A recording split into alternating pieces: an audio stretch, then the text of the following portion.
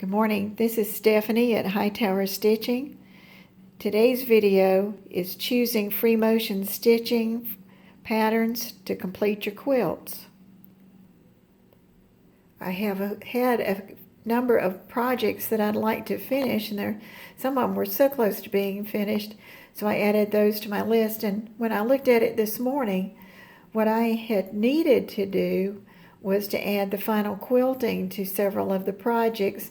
And so that's what I'm going to go over today, is how I did that with some projects that were from last week and earlier. The first one's paper foundation piecing meets adding machine tape. This is one that I had done where small pieces of fabric were sewn onto the adding machine tape, and the tape was taken away, and you had these neat little blocks on the paper, and it was all nice and orderly. And what I did with one strip was add it as a binding onto a little small square that I had hand stitched at one time. And I said I wanted to finish that. Well, when I got the binding on there and looked at it, I said, well, I've got open spaces. Let's see if I can practice some of my free motion quilting. Then for this one, I had some great lines to follow that I could just keep going and do a lot of continuous stitching. And so what I ended up with was a flower and then the loop-de-loos going around.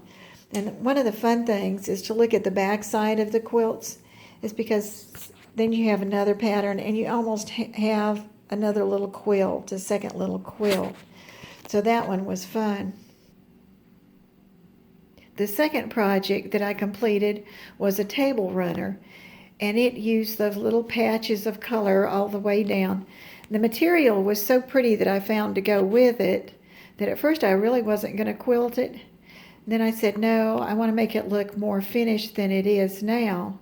So I went to my sketchbook, and in the sketchbook I found a pattern, and I said, that is it. That will look great around the edge of that table runner.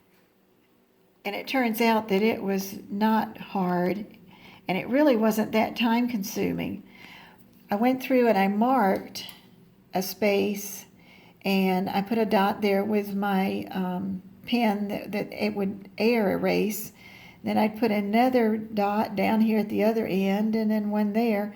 So when I started, I'd go up, travel up, turn, travel down, and I just did that all the way around the quilt. It looks really nice. My second project to finish was a lap quilt. I had actually been doing it in parts. I would look at it and decide to do a part, and then look at it and decide to do a part. And I started out with just some basic straight line stitching. I used the walking foot most of the time for that, so that the top and the bottom would move along together. And then I looked, and that set so well, I went ahead and finished the binding on the quilt and decided, okay, the next thing I was going to do would be the two sashings on the side, the flowered part and then the other part. And it was nice because the brown part was so much larger, and that was a great way to practice the free motion stitching of a simple pattern. And then I went and I did a round pattern in the flowers. And the fun thing is, when I turned the back over, I could see my borders, and they looked so good. And what I have found through time is that looking at the back of the quilt helps you know where you want to go next, because then I saw some empty spaces and knew that I might want to fill those in. And when I turned back to the front, I had gotten everything done except these little pink triangles and these pink squares. And I said, okay, what would be easy? What would be a way that I could travel from space to space without having to tie off very often? And you can see what I came up with. And it was kind of neat because I could start through and start with one and go and go and go, and then I'd hit this triangle and I could do one, finish up in that one, go in and do this flower, end up in this triangle, and I could travel for a long time working on that pattern. And then again, when I flipped it back over, I could see how nicely those flowers fit in there, and then just sort of brought that to an end. So that was the end of that particular lap quilt. The third one that I wanted to finish was called the Disappearing Ninepatch, and this was so much fun. I did this the weekend before that. I had 5 fat quarters, and that was enough to make 24 blocks for the front of this, which would make it just a nice accent piece, or if you used children's fabrics, it would turn out really cute. And when I first noticed this, then I saw I had all these little patches and a block and a little patch, and blocks and blocks. And I said, okay, there's got to be some way that I can do that, and see if I can come up with a way so that there again it could be a continuous string and not have to stop, knot off. So I went back to the sketchbook, and I remembered seeing some leaves in a row, and I found that pattern. And it's so neat because you would start at a point, go up to a point, circle back around, and then circle back up, and you'd be ready to start the next one, and it'd follow the same path, and you could add one to the other.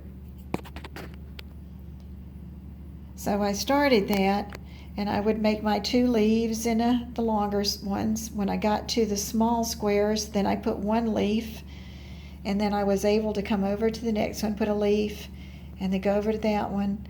And it just worked out that I could actually go all the way around the outer blocks for this quilt. And then I went in and there were about 8 left in the middle, and I could there again start with it, and then I kept going all the way and didn't have to stop again and do the thread.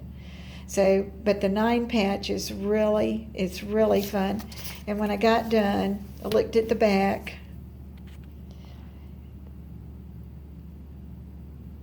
and it looks really nice. After I did all those leaves, then I had the flower squares, and they were so pretty by themselves. I didn't want to do too much. So what I actually did was I got a top of a can and my air erase pen, and I would trace my lines for that section and then go ahead and stitch. And when they were connected to each other, there were blocks. This one doesn't, but the other blocks you would have where they would connect, and I could go over there and do 2 blocks at one time. And for this, I didn't run from one block to the other block. I didn't want that stitching on the back, so I would take a knot off on that block and then keep going. But this was the Disappearing Ninepatch, a fun pattern. And finally, I had come to the place where on my list of things that I needed to do or would like to do, I was down to doing some practicing of the free motion stitching, some new stitches that I wanted to do on patterns. And so this one is called the Elf, and I just thought it was so cute. And so you can see where I started at the top on my paper and made notes. These were made like 2 weeks ago.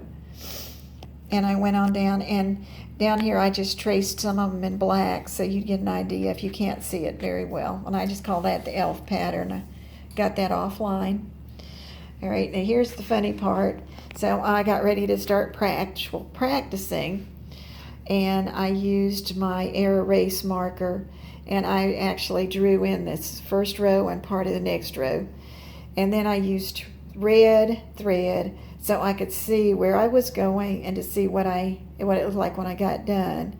And all I can say is don't stop. Don't give up just because it looks this goofy.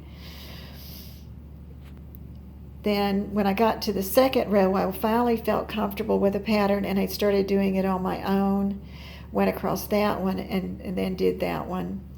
And then I decided, okay, now I'm going to change to the white thread and see how it looks when I actually get into the white thread. And I was pretty pleased. I think this is a pattern that I'm going to use on something soon, because it was really nice. And so those were 4 of the things that I had to finish, and they all needed some type of quilting. I hope you enjoyed this and learned something. Thank you.